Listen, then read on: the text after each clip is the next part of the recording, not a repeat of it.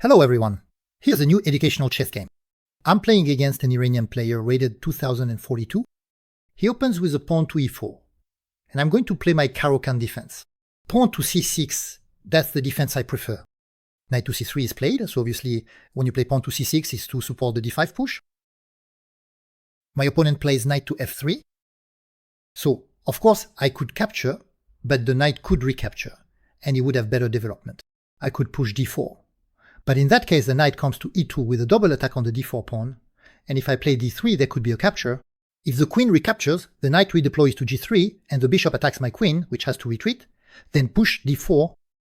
So what I'm telling you is that pushing d4 or capturing on e4 isn't that satisfying. So I prefer to play bishop to g4. I'm developing pinning the knight on f3, and since I've brought out my light squared bishop, I'm now able to play e6 to close my structure on the light squares. I'm also interested in capturing on e4, because after knight takes e4, I can play knight to f6, offering to exchange knights. If he takes, I recapture with the e-pawn, then afterwards, I develop my bishop, castle, and I'll have better shelter for my king because I'll have 4 pawns to protect my castling. Of course, he'll have a healthy majority with 4 pawns against 3 on the other side of the board, but I'm still interested in this. Alright, I'll take on e4, I'll try out this line, and knight to f6. Let's see if he'll dare to take the knight on f6 and change the pawn structure. This is the first critical moment in the game. Which pawn structure does he want to play? Does he want to keep the current pawn structure? And in that case, he either moves his knight or defends it. Or he decides to take on f6 and change the pawn structure. If I recapture with the e-pawn or the g-pawn, I'll have double pawns. And now he's taking his time.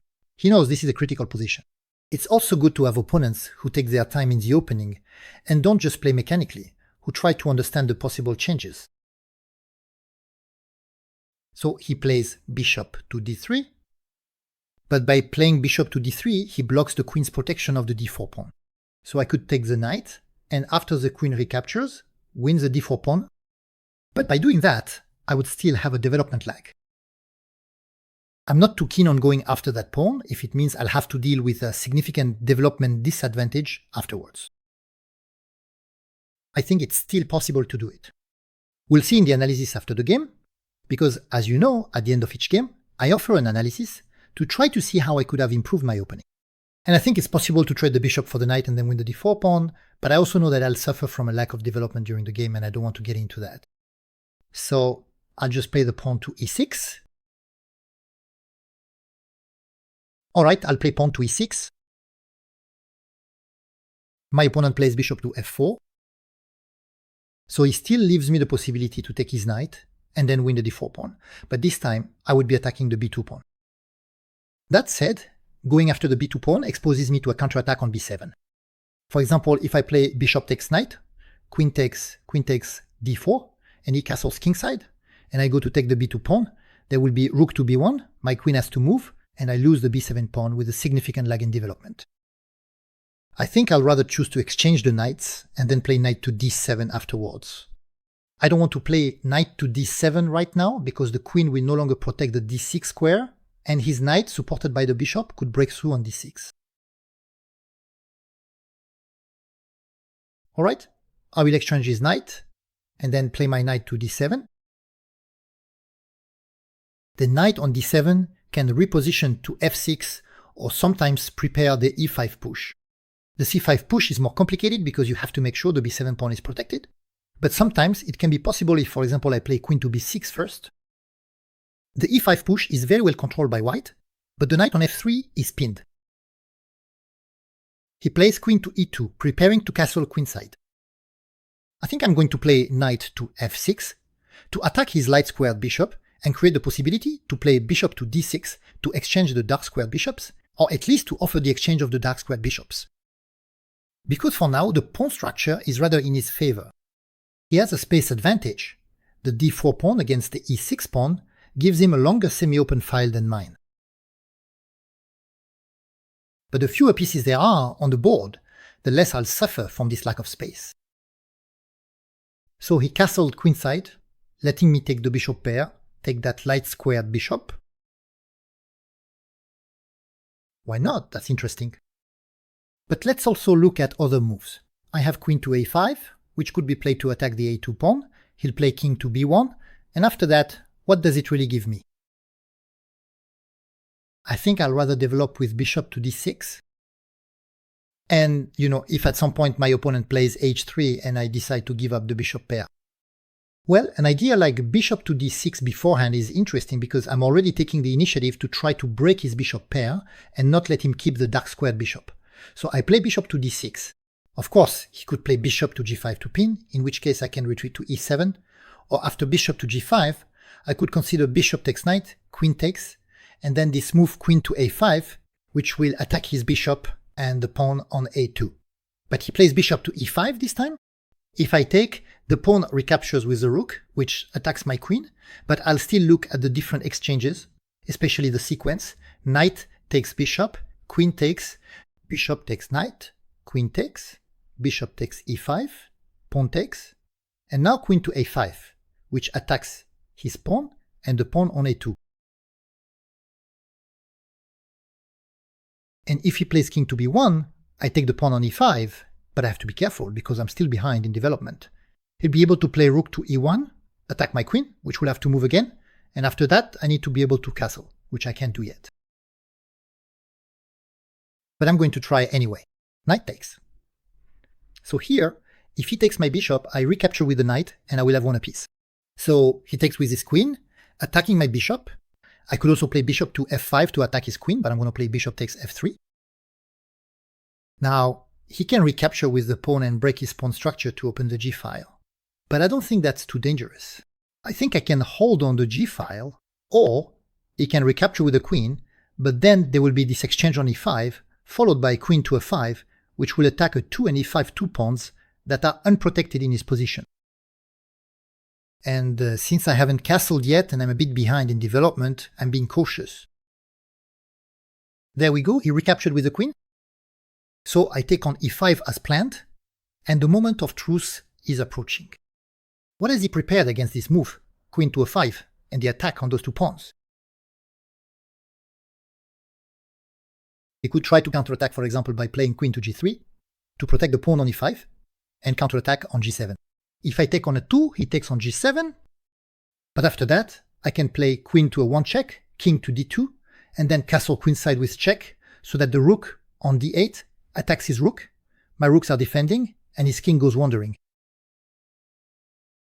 He has already castled, it's his move, but he has to deal with the attack on his two pawns. He prefers to play queen to g3. I think I'm going to take the pawn on a 2. Queen takes g7, queen to a1 check, king to d2, queenside castling with the rook giving check, as we said. He has to move. And maybe after that, queen takes b2. That seems good to me. Alright, I'll take on a 2. I hope I won't get hit by an unexpected move. He takes on g7, queen to a1 check. I know my queen will be attacked after king to d2, but queenside castling will relieve, will solve all the problems. The rook on d8, it's incredible the work it's doing. It's protecting the rook on h8. It comes to check the king, allowing my queen to get out of trouble now. So I'm looking, it's not just queen takes b2, that could be interesting. I'm looking at queen a6 check because the king has to stay to protect the rook.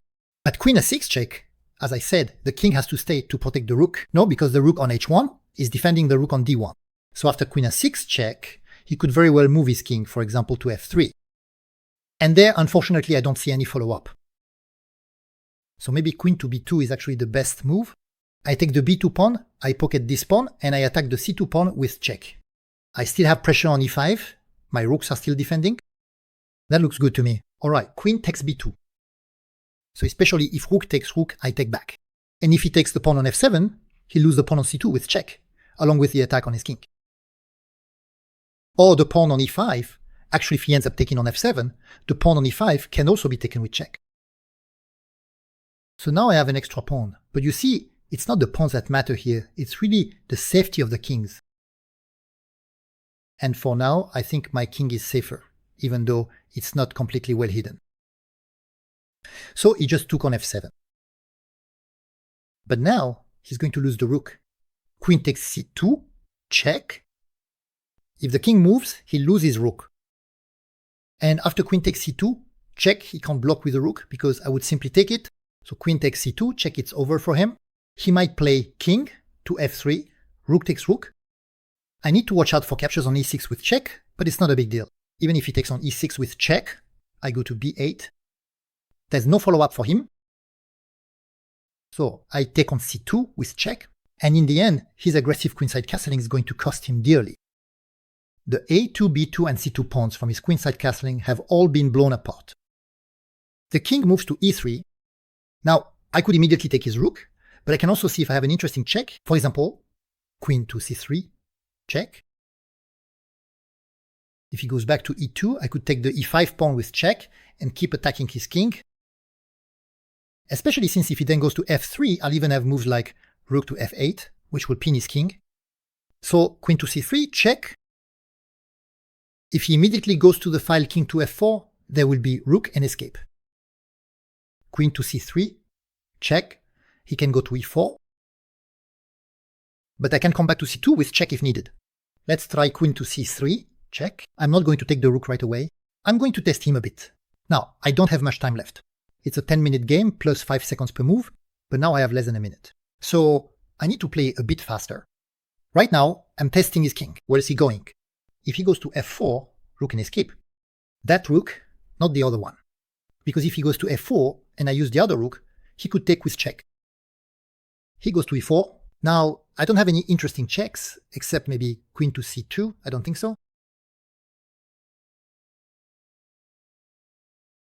So I go back to c2.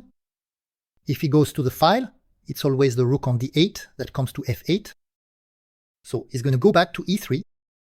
I tested him a bit. He responded well. So now I take his rook. If he takes on e6 with check, I can also bring my rook back to d7. That's what I'm going to do, actually. Rook to d7, and now I have an extra rook. He's having trouble activating his rook. For example, if he plays rook to a1 to try to attack the a7 pawn, there will be queen to c3, check, a fork. I'll attack both. And now he resigned. So the computer gives me 95% accuracy versus 79% for my opponent. But stay tuned, because there are some very interesting critical moments to look at, especially in the opening. So my opponent starts with a pawn to e4. I played the Caro-Kann defense, c6, and then he plays knight to c3, so I push d5. He plays knight to f3, and as I told you during the game, if I push d4, he'll come to e2 and attack the d4 pawn. I can't play e5 because I would lose the pawn. If I play c5, the knight will redeploy to g3, then the bishop can come out to c4 or b5. And if I play d3, he can take. And if the knight recaptures on g3, the queen is attacked, she retreats, and the pawn can come to d4. He'll have a strong pawn center and 2 developed knights. This opening is a disaster for black. So in this position, you have to resist the temptation to push d4. And here, you could take on e4, that's possible, but I didn't want him to immediately recapture with the knight. I preferred to play bishop to g4. He plays the pawn to d4. I take on e4, knight takes e4, and here I could already win a pawn.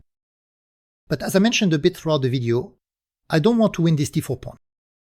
I know it's possible, but it leads to big trouble because of the lag in development. Look, for example, at one variation. If I take his knight, well, I'm not afraid of the pawn recapture.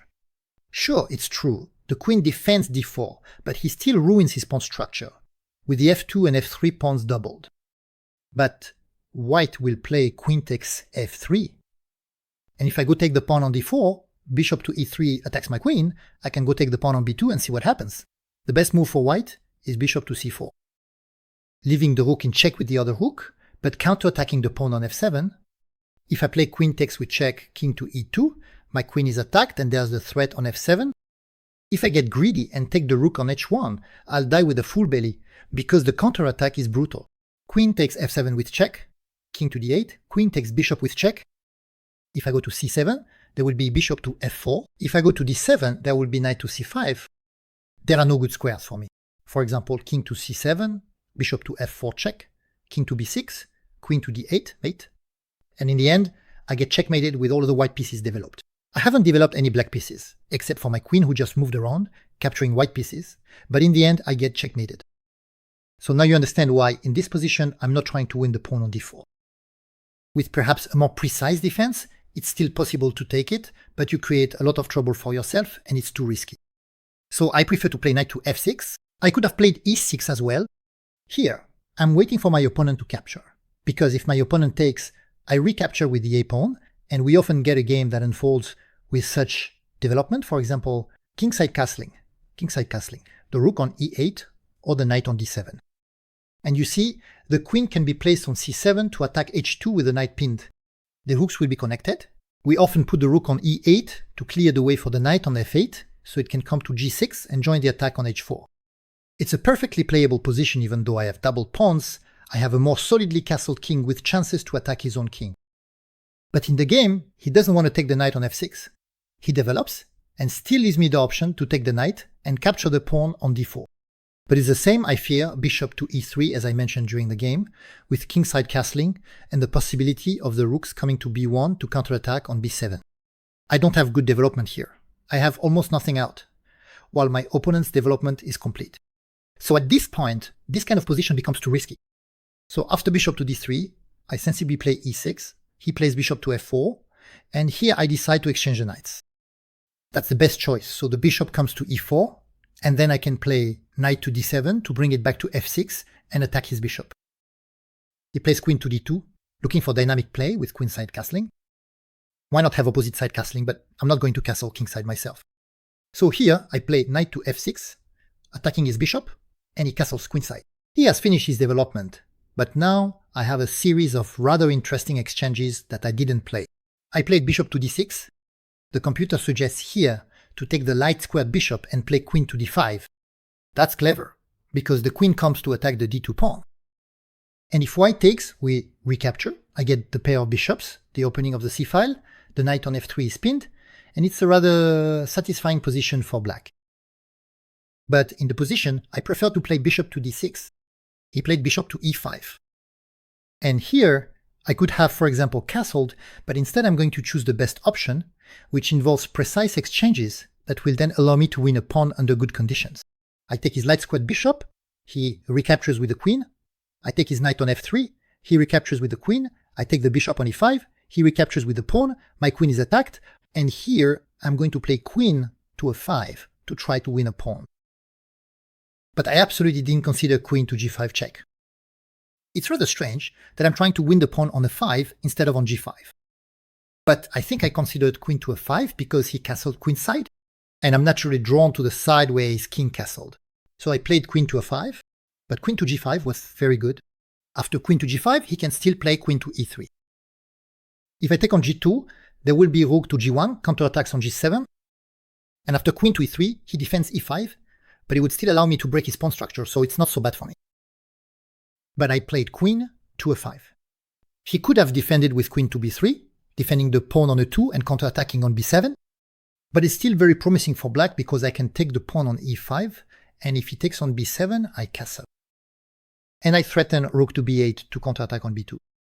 If he takes on c6, I can play rook to c8, and here I'm down a pawn, but I'm the one with the best attacking chances against his king, because the c and b files are open, and both my rooks can work together with the queen to attack his kingside. And now, this becomes very dangerous for him. My opponent preferred to play queen to g3 to counterattack the g7 pawn, but here he walks into a losing position. I take on a 2, queen takes g7, queen to a 1 check, king to d2, long castle check. Here, he makes the decisive mistake. He moves to e2. He should have gone to c3 to protect the b2 pawn. But maybe he didn't want to because of queen a5 check. And it's true that I would have continued with queen a5. If he pushes b4, I can play queen a3. And if he goes to b3, the best move according to the computer is the push to b5, which threatens queen a4 check, king to c3, queen to c4 mate. But the opponent might want to play rook to a1 to counterattack on the a file, but queen d2 and white is unable to take the pawn on a7. Because if they take the pawn on a7, they actually lose their rook. Because there could be queen d5 check, forcing the king onto a dark square. If he goes to c3 or b4, there will be queen d4 check and I win his rook. And if he goes to a3, there will be queen c5 check and I win his rook. So in this position, if he goes to c3, the attack still continues, but it's not completely winning for me. Whereas after king e2, it becomes completely winning. I take on b2. he takes on f7. So here, he makes a terrible blunder because queen takes c2 check and he's going to lose his rook. He goes to e3, so I test him a bit. I play queen c3 check to see if he'll go to f4, so I can play rook and skewer and win his queen. But no, he goes to e4, I go back to c2 to fork and win his rook. King to e3, I take his rook, he plays queen e6 check. I can move my king or bring back my rook. I chose to bring back my rook, and in this position, he resigned because I have an extra rook and he can't even get his rook into play. He can't play rook to 1 because of queen c3, the fork, and rook to 1 doesn't work either. Queen c3, again the fork, and he can defend his rook because of queen d3, checkmate. For those who know, this mate is called the Kosio mate. It's when the queen attacks diagonally and controls the squares vertically and horizontally, with two pieces blocking the king's escape squares. Here, we see the full power of the queen, which of course must be protected. Well, I hope this game was both entertaining and instructive. You can leave me likes, comments, share the video, or support the channel. Goodbye.